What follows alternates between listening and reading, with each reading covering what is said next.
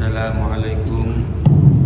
Assalamualaikum warahmatullahi wabarakatuh.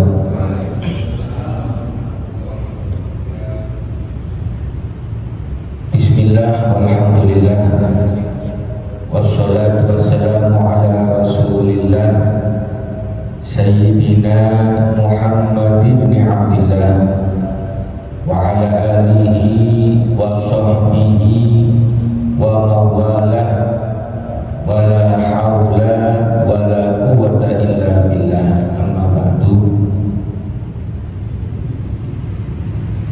Hadirin karomin yang saya hormati seluruh takmir Masjid Rahmatullah, dan saya hormati seluruh hadirin hadirat jamaah Masjid Rahmatullah Gresik. Alhamdulillah, pertama-tama marilah kita ucapkan syukur kehadirat Allah Subhanahu wa Ta'ala atas segala limpahan nikmat-nikmatnya kepada kita, nikmat iman, nikmat Islam, nikmat kita diberikan kesehatan, kekuatan, dan semangat untuk melaksanakan ibadah di dalam bulan Ramadan, ibadah puasa, ibadah sholat 5 waktu, dan ibadah-ibadah lainnya yang semuanya itu bertujuan untuk mendapatkan ridho dan rahmat Allah Subhanahu wa Ta'ala. Mudah-mudahan seluruh nikmat-nikmat tersebut selalu dijaga oleh Allah. Mudah-mudahan semua amal ibadah kita diterima oleh Allah Subhanahu wa Ta'ala dan akan mendatangkan rahmat, ampunan serta ridho dari Allah Subhanahu wa Ta'ala. Hadirin hadirat yang saya hormati, ketika kita membahas masalah puasa atau dalam bahasa Arabnya as-shaum, maka kita perlu mengetahui apa definisi daripada as-shaum tersebut. Menurut bahasa, as-shaum artinya menahan diri dari apapun, itu as-shaum. Sedangkan menurut istilah syariat, as-shaum dalam syariat Islam yaitu menahan diri dari segala hal yang dapat membatalkan puasa sejak terbitnya fajar hingga terbenamnya matahari dengan niat tertentu. Dari definisi tersebut kita bisa mengetahui bahwa rukun berpuasa itu ada 2. Yang pertama adalah niat, yang kedua adalah menahan diri dari perkara-perkara yang dapat membatalkan puasa. Adapun niatnya puasa itu dilakukan di setiap hari, di malam hari. Sejak terbenamnya matahari kita sudah boleh niat puasa Ramadan untuk besok. Jadi setelah azan maghrib boleh kita niat puasa Ramadan untuk besok. Biasanya kalau di musola, di masjid, itu niat puasa dibaca bersama-sama setelah melakukan sholat tarawih dan witir. Tujuannya apa? Supaya kita tidak sampai melupakan niat puasa Ramadan. Kemudian rukun yang kedua yaitu menahan diri dari perkara-perkara yang bisa membatalkan puasa. Hadirin hadirat yang saya hormati, perkara yang harus kita hindari ketika berpuasa itu ada 2 jenis. Yang pertama disebut dengan al-muhbithah, yaitu perkara yang bisa menghilangkan pahalanya puasa, sedangkan puasanya masih sah. puasanya sah, tidak harus diqadai, tetapi pahalanya hilang. Itu disebut dengan al-muhbitat. Sehingga itu juga harus kita hindari. Supaya apa? Supaya puasa kita ini tidak sia-sia. Sebagaimana hadis Rasulullah SAW bersabda, "Kam min shaimin laisa lahu min siyamihi illal ju' wal 'atash." Berapa banyak orang-orang yang berpuasa, mereka tidak mendapatkan apa-apa dari puasanya, melainkan hanya dapat lapar dan dahaga saja. Siapa mereka itu? Yaitu orang-orang yang melakukan muhbitot atau perkara yang bisa menghilangkan pahala puasa. Perkara-perkara yang bisa menghilangkan pahala puasa tersebut, dalam salah satu hadis Rasulullah SAW bersabda, "Khamsun yuftirna shaim." Ada 5 perkara yang bisa membatalkan pahalanya orang yang berpuasa. Yang pertama, al-kadzib, berbohong, wal ghibah, dan ngerasani, menggunjing, wan namimah, dan adu domba, wan nadharu bisyahwah, dan memandang sesuatu yang dilarang oleh Allah dengan syahwat, wal yaminul kadzibah, dan sumpah yang palsu. Dalam hadis ini Rasulullah SAW menyebutkan 5 perkara yang bisa menghilangkan pahala puasa. Tapi ulama mengatakan itu hanyalah Rasul menyebutkan contoh-contohnya saja. Sedangkan sesungguhnya perkara yang bisa menghilangkan pahala puasa adalah seluruh bentuk kemaksiatan, seluruh bentuk larangan-larangan Allah. Jika kita lakukan ketika kita berpuasa, maka itu bisa menghilangkan pahalanya puasa. Kita jangan meremehkan pahala puasa, apalagi puasa Ramadan, yang mana Allah Subhanahu wa Ta'ala telah mengatakan bahwasanya puasa Ramadan itu adalah untukku, dan aku yang akan memberikan pahalanya secara langsung, bukan melalui perantara malaikat. Padahal pahala-pahala dari ibadah yang lainnya Rasulullah SAW menyebutkan. Misalkan pahala setiap kebaikan akan dilipat gandakan 10 kali lipat hingga 700 kali lipat. Ada jumlah nominalnya. Pahala puasa di hari Arafah, pahalanya bisa menghapus dosa selama setahun yang telah lalu dan setahun yang akan datang. Disebutkan bentuknya. Kemudian pahala sholat sunnah qobliyah subuh, rakaatul fajri khairun minad dunya wa ma fiha, disebutkan jumlah pahalanya. Sedangkan untuk pahala ibadah puasa Ramadan, wa ana ajzi bih, sabda kata Allah Subhanahu wa Ta'ala, akulah yang akan langsung memberikan pahalanya. Itu urusanku. Otomatis kalau Allah langsung yang memberikan pahalanya, jumlahnya tidak dapat kita bayangkan. Besarnya, banyaknya tidak mampu kita pikirkan. Maka sungguh sangat disayangkan kalau kita kehilangan pahala daripada puasa di bulan Ramadan.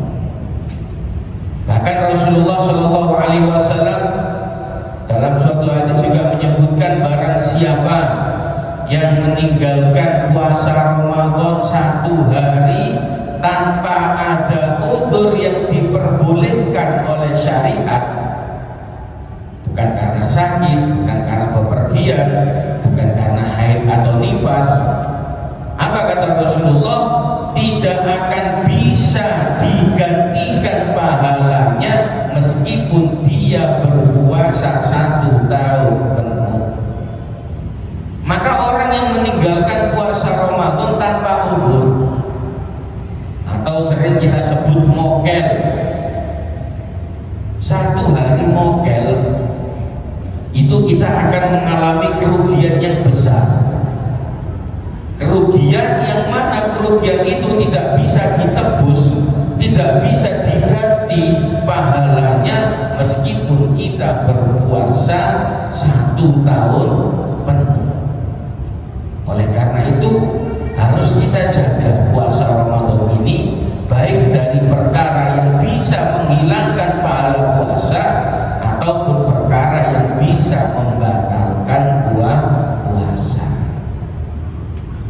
Kemudian jenis yang kedua yang harus kita hindari adalah perkara yang bisa membatalkan puasa, sehingga kalau puasanya batal wajib kita qadha. Apa saja perkara yang bisa membatalkan puasa? Disebutkan di dalam kitab At-Taqriratus Sadidah, perkara-perkara yang bisa membatalkan puasa. Yang pertama di sini disebutkan ada 8. Yang pertama adalah ar-riddah atau murtad, naudzubillah min dzalik, yaitu keluar dari agama Islam, baik dengan niatan atau ucapan atau perbuatan. Meskipun hanya sebentar terus kembali lagi kepada Islam, maka itu langsung membatalkan ibadah puasa kita. Kemudian yang kedua, al-mufattiru tsani, perkara yang membatalkan puasa yang nomor 2, al-haid wal nifas wal wiladah, haid, nifas dan melahirkan bagi kaum perempuan. Meskipun sebentar, kalau haid sebentar nggak bisa, nifas bisa sebentar. Maka meskipun nifasnya sebentar, itu bisa membatalkan ibadah puasa. Al-mufattiru tsalits, yang ketiga, al-jununu walau lahdatan, gila meskipun sebentar. Gilanya hanya beberapa menit, itu sudah membatalkan puasa. Mungkin karena sebab tekanan pikiran atau mendengar berita buruk yang tidak disangka-sangka, sehingga gila dalam sekejap lalu sembuh lagi, itu sudah membatalkan ibadah puasa. Al-mufattirur rabi', yang keempat, al-ighma wa sukur, yaitu pingsan dan mabuk. Pingsan dan mabuk ini berbeda dengan gila. Kalau gila meskipun sebentar langsung membatalkan ibadah puasa, sedangkan pingsan dan mabuk itu ada syaratnya. Apa syaratnya? Idza amma jami'an nahar, ketika pingsan atau mabuk tadi penuh di seluruh siang puasa. Artinya mulai terbitnya fajar sampai terbenamnya matahari. Misalkan ada orang jatuh ketika sahur, mau ke kamar mandi, sudah niat jatuh pingsan, tidak sadarkan diri sampai adzan maghrib, berarti puasanya tidak sah dan harus diqadha. Atau orang yang mabuk ketika berbuka puasa, memakan sesuatu yang memabukkan, dia mabuk tidak sadar sampai adzan maghrib, maka puasanya tidak sah, wajib diqadha. Itu kalau pingsan dan mabuk.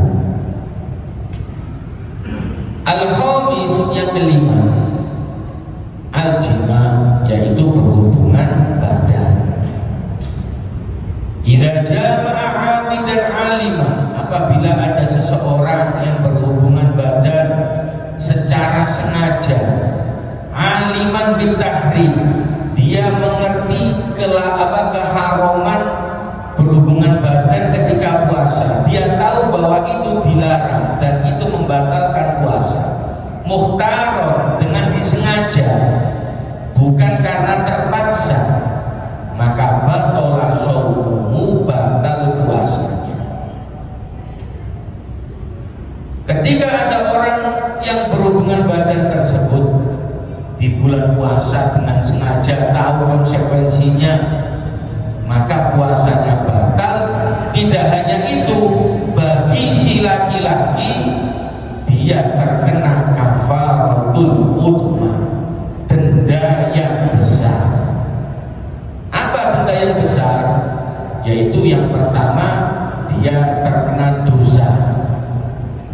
Yang kedua, dia meskipun sudah batal puasanya, dia tetap wajib menahan diri dari perkara yang membatalkan puasa. Tetap tidak boleh makan, tetap tidak boleh minum sampai waktu berbuka. Yang nomor tiga, dia wajib terkena takzir apabila berada di dalam negara yang pemerintahannya mengikuti hukum Islam.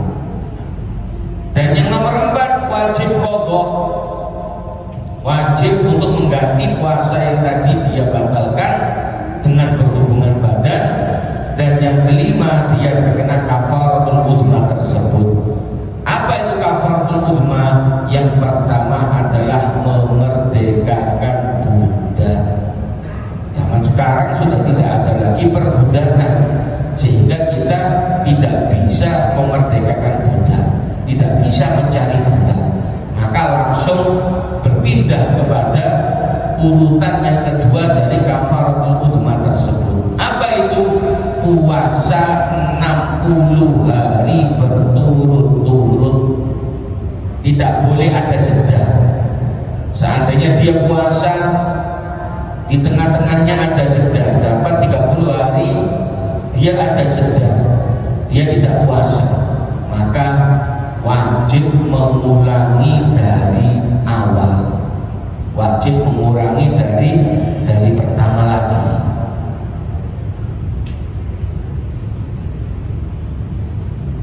Apabila dia tidak mampu puasa 60 hari berturut-turut, mungkin karena faktor kesehatan atau karena faktor usia, maka dia bisa berpindah kepada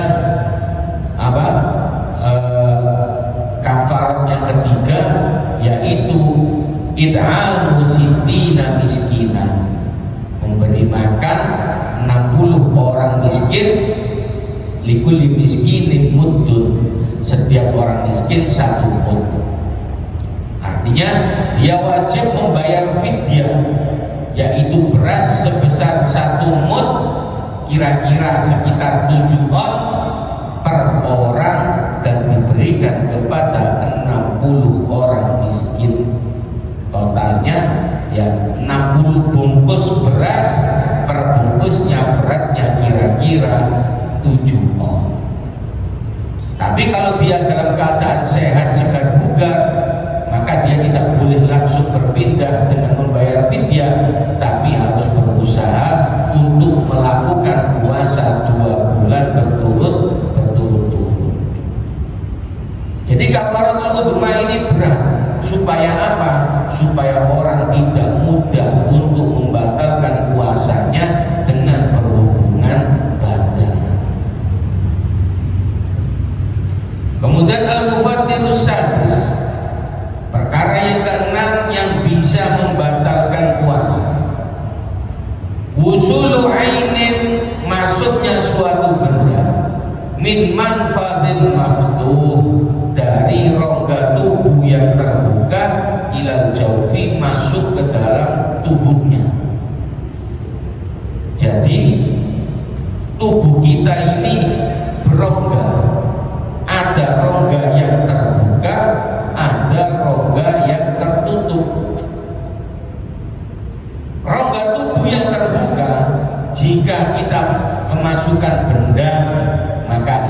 bisa membatalkan puasa. Sedangkan kalau rongga tubuh yang tertutup, jika kemasukan benda tidak membatalkan puasa. Apa saja rongga tubuh yang terbuka itu? Mulai dari telinga, hidung, mulut, kemudian lubang tempat keluarnya ASI, dan lubang kemaluan depan maupun belakang. Jika kemasukan benda baik berupa cairan, berupa es teh, kopi, atau berupa benda padat, ote-ote, onde-onde, itu bisa membatalkan puasa. Atau bukan berbentuk makanan, seperti telinga kemasukan cotton bud. Cotton bud ini kalau masuk sampai ke rongga telinga yang kecil yang tidak bisa dimasuki oleh jari, itu bisa membatalkan puasa. Tapi kalau rongga telinga yang bisa kemasukan jari, ini tidak membatalkan puasa karena masih termasuk rongga telinga bagian luar. Sedangkan yang tidak bisa kemasukan jari itu termasuk rongga telinga bagian dalam, hanya bisa dijangkau dengan cotton bud, maka itu bisa membatalkan puasa. Hidung juga ketika hanya masuk ke ini yang lingkaran kiri kanan ini yang melengkung, itu tidak membatalkan puasa. Tapi kalau masuk sampai ke dalam melebihi yang melengkung ini, maka itu termasuk rongga hidung yang bagian dalam yang bisa membatalkan puasa.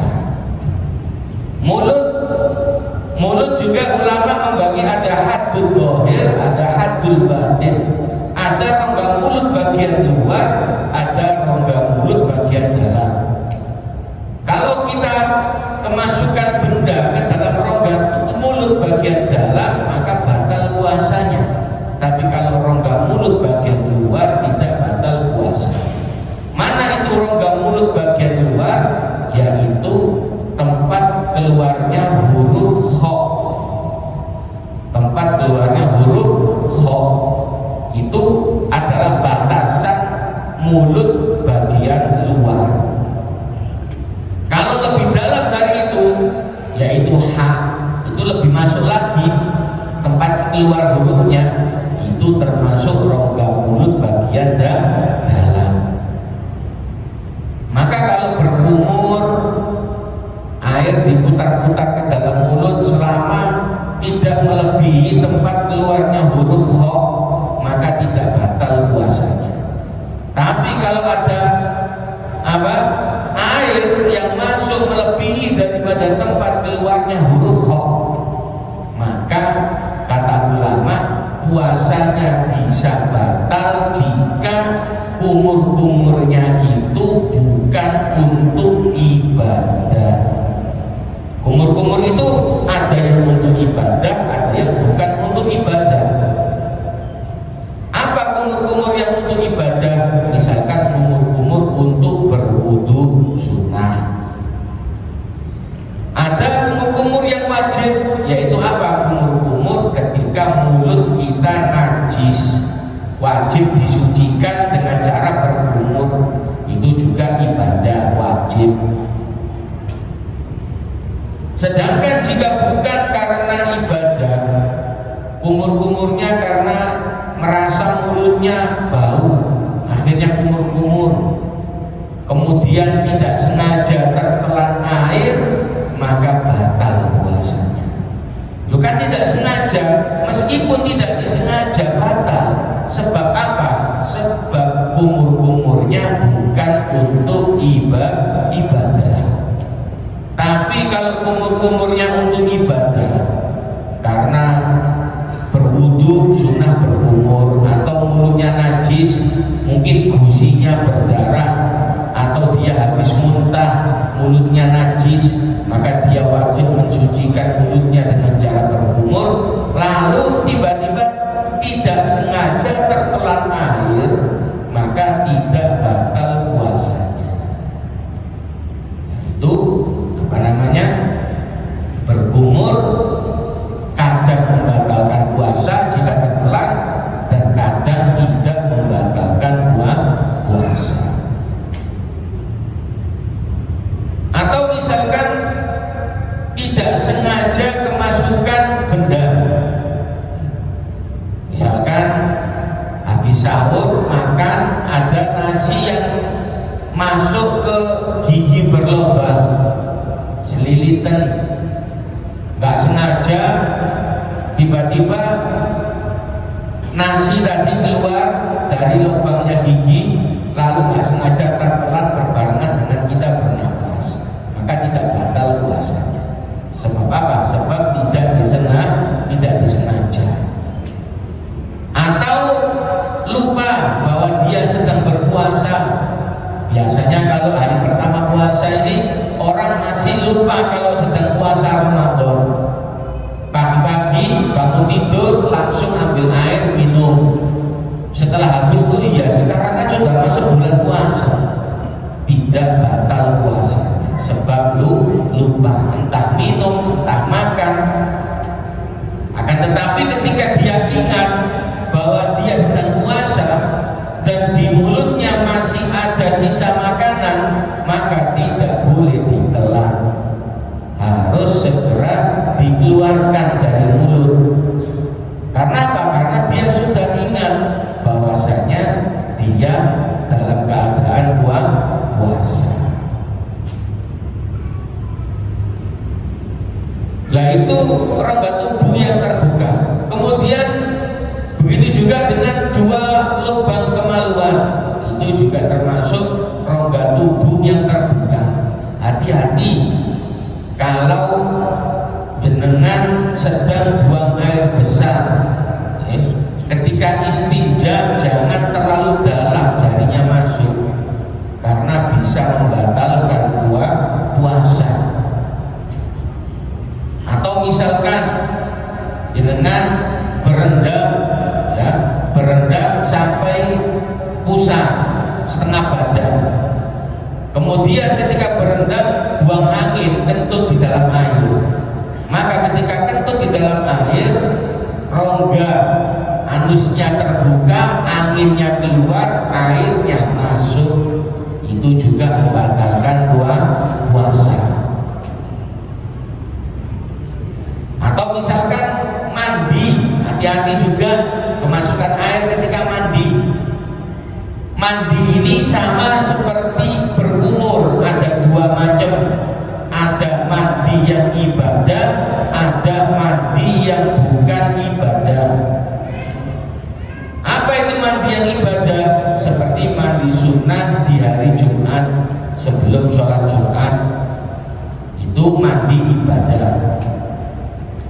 Ada mandi wajib, yaitu mandi junub.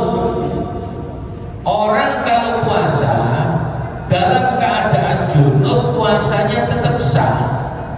Misalkan jenengan di malam hari junub, ketika mau sahur hendak mandi, kerannya nggak keluar air, PDAM-nya mungkin mati, tidak bisa mandi besar sampai azan subuh, maka tetap sah puasanya.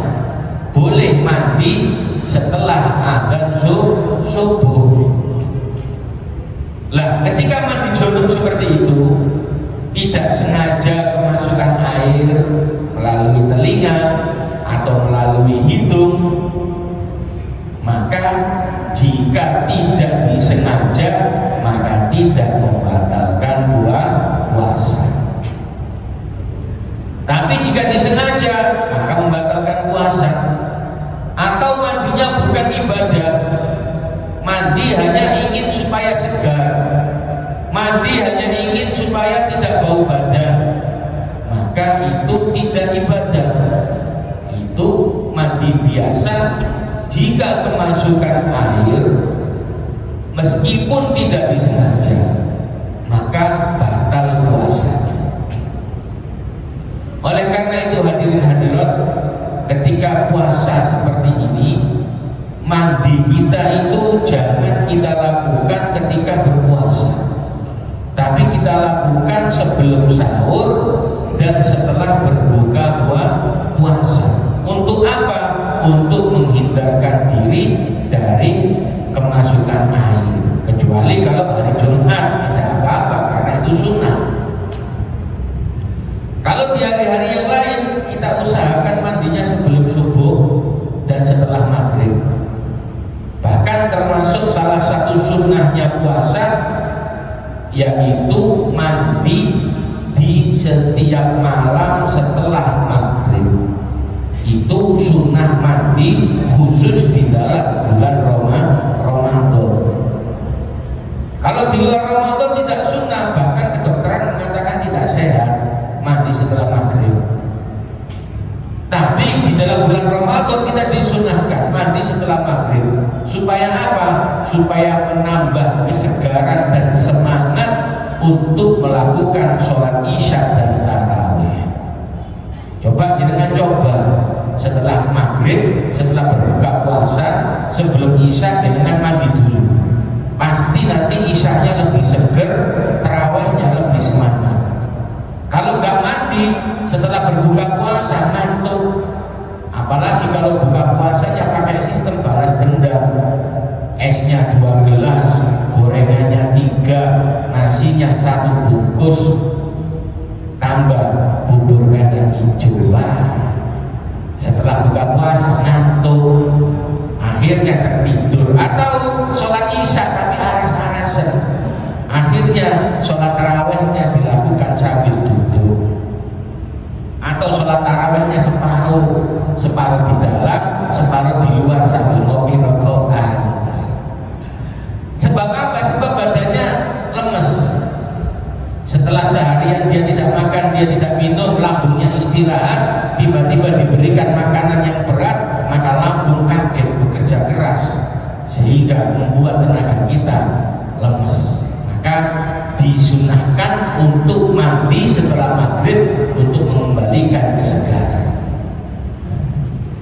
Itu mandi apa yang sunnah, ya, itu mandi sunnah tadi apa dilakukan setelah maghrib sebelum melakukan sholat isya.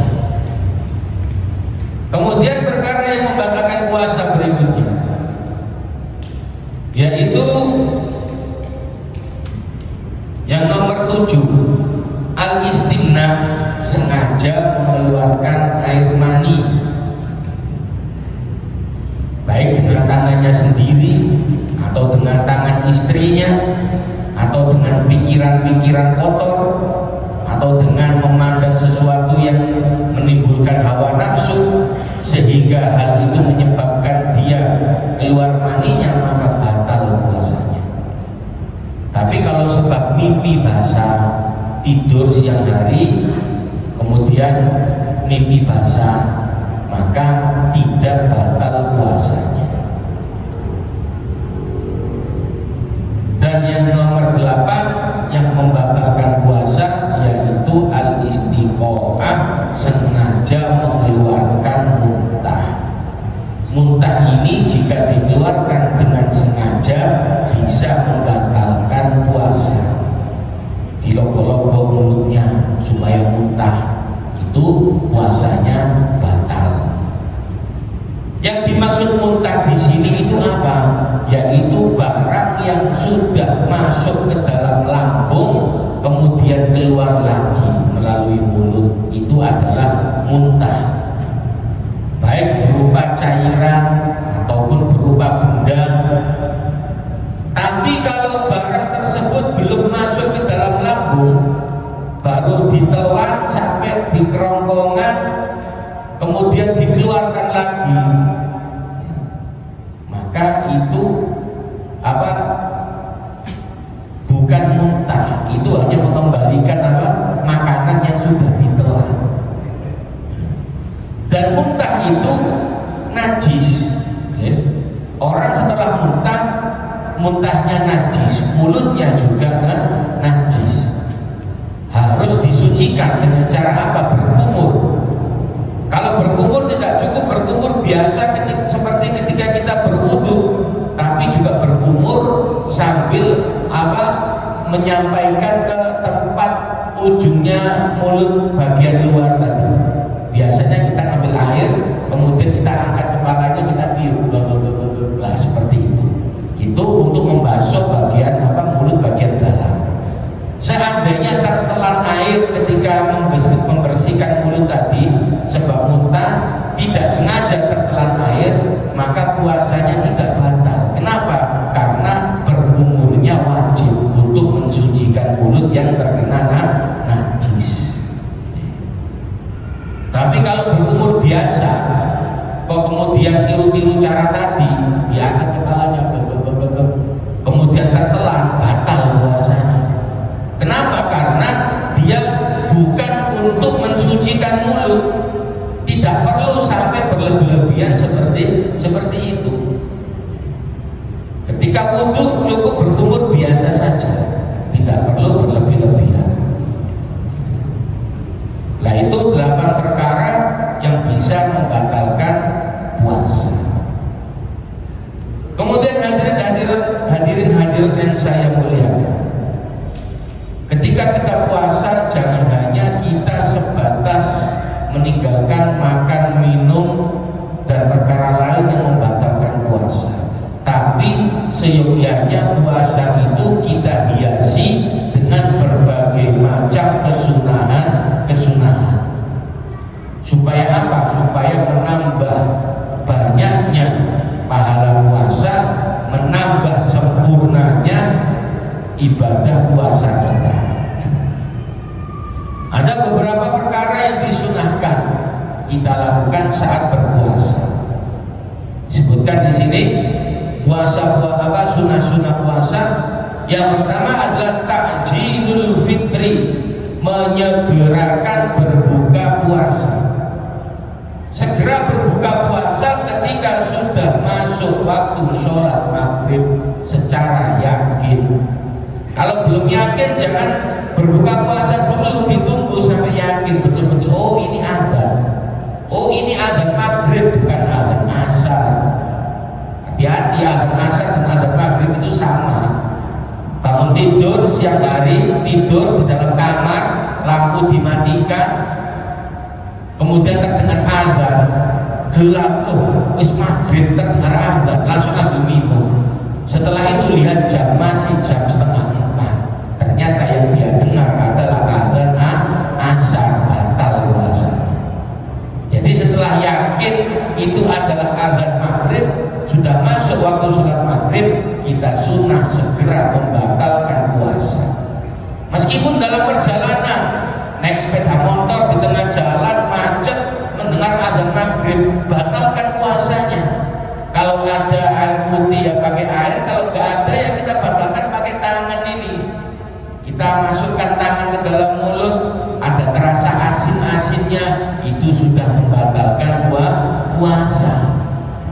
Makanya supaya tidak sampai seperti itu, kalau kita perjalanan kita siapkan menu takjilnya.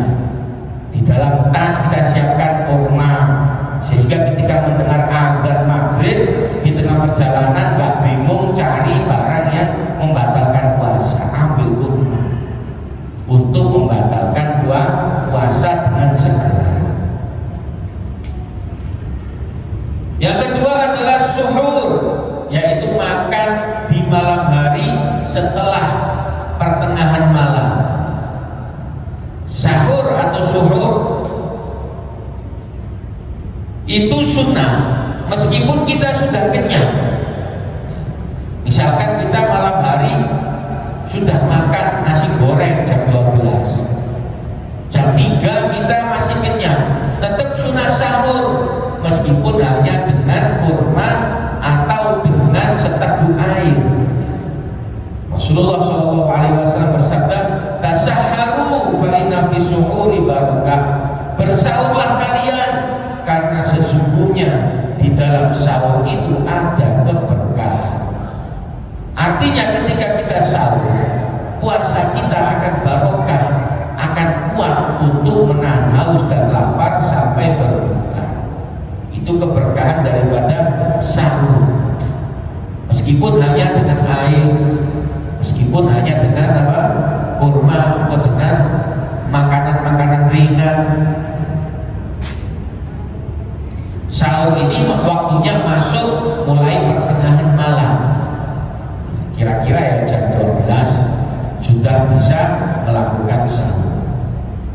Yang nomor 3, takhirus sahur, mengakhirkan sahur. Sahur itu sunnah, mengakhirkannya juga sunnah. Maksudnya kita meletakkan sahur itu di akhir sebelum imsak, itu sunnah. Misalkan imsaknya jam berapa? Imsaknya jam 4 lebih 10 menit, maka jam 4 lebih 5 menit kita sahur terakhir dengan seteguk air atau dengan sebutir kurma. Sekiranya itu menjadi penutup sahur kita sebelum masuk waktu imsak. Sedangkan ketika sudah masuk waktu imsak, bukan berarti tidak boleh makan minum, masih boleh, tapi itu waktu yang bahaya, hati-hati. Karena apa? Karena sebentar lagi masuk waktu subuh. Jangan sampai ketika imsak kita masih enak-enakan makan, tidak terasa azan subuh, mulut kita masih ada makanannya. Makanya imsak itu dibuat untuk kita siap-siap, supaya ketika azan subuh mulut kita sudah bersih dari makanan ataupun minuman. Itu adalah apa? Mengakhirkan sahur. Dan juga di antara sunatnya puasa yaitu berbuka puasa menggunakan kurma. Yang pertama kali diafdolkan, dianjurkan membatalkan puasa kita, kurma. Jangan air putih dulu terus kurma, kebalik. Ketika azan langsung kurma dulu, baru setelah itu yang lainnya. Itu yang afdol. Kalau tidak ada kurma, bisa dengan air zam-zam. Urutan-urutannya. Kalau nggak ada kurma, air zam-zam. Nggak ada air zam-zam, air putih. Jangan terburu-buru gorengan, jangan terburu-buru es oyen atau bubur kacang hijau. Air putih lebih afdol untuk kita berbuka kalau seandainya tidak ada kurma atau tidak ada air zam-zam. Baru kalau tidak ada air putih, kita dianjurkan berbuka dengan makanan manis yang alami, buah-buahan, pisang, semangka, atau pepaya, durian montong, mantap itu ya. Saya ingin tahu apa ada buka bersama takjilnya menunya durian montong. Ini kalau ada perlu diviralkan. Itu juga sunnah sebelum kita memakan makanan yang manisnya buatan, sebelum makan es cawu, sebelum makan makanan-makanan yang manis, terang bulan, maka makanan yang manisnya alami itu yang didahulukan. Dan semua yang disebutkan tadi yang dianjurkan untuk berbuka puasa dengan makanan-makanan tersebut itu juga dianjurkan digunakan untuk bersahur. Sahur juga sunnah pakai kurma, juga sunnah pakai air putih atau makanan yang manis. Hadirin hadirat yang saya hormati, mungkin ada sedikit sisa waktu, silahkan bagi yang ingin bertanya. Tadi dibatasi dengan 2 pertanyaan. Monggo silahkan yang mau bertanya.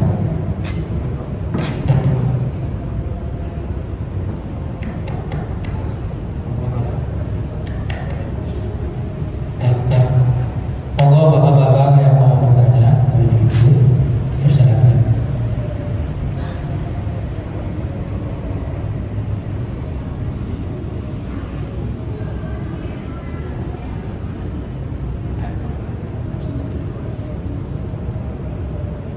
Tidak ada ya. Alhamdulillah sudah paham semuanya berarti. Tadi ada sedikit keterangan yang ketinggalan belum saya terangkan tentang rongga tubuh. Rongga tubuh itu ada yang terbuka, ada yang tertutup. Kalau yang terbuka tadi telinga, hidung, mulut, lubang asi dan lubang kemaluan, jika kemasukan benda bisa membatalkan puasa. Tapi kalau rongga tubuh yang tertutup seperti pori-pori kulit dan lubang mata, kata ulama termasuk rongga tubuh yang tertutup, jika kemasukan benda tidak membatalkan puasa. Termasuk obat tetes mata itu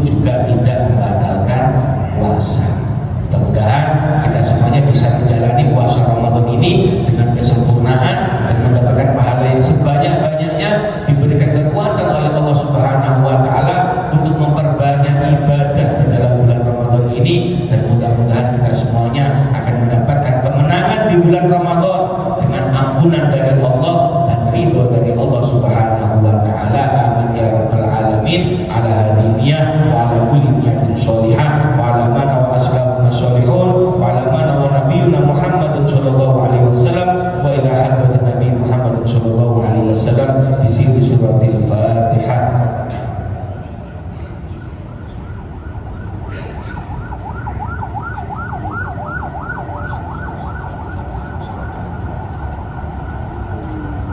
Allahumma shalli wa sallim wa barik ala sayyidina Muhammad wa ala ali sayyidina Muhammad alhamdulillah amin. Allahumma taqabbal sholatana wa siyamana qiyamana qiyamatana ruku'ana wa sujudana wa tadarruna khusyu'ana wa tadabburana bi wujuhina ya ilahi ya khair nasrin bi rahmatika ya arhamar rahimin. Sallallahu ala sayyidina Muhammad nabiyil ummi wa ala alihi wa sahbihi wasallam walhamdulillahi rabbil alamin. Asyhadu an la ilaha illallah astaghfirullah wa nas'alukal jannata wa na'udzu bika minan nar. Asyhadu an la ilaha illallah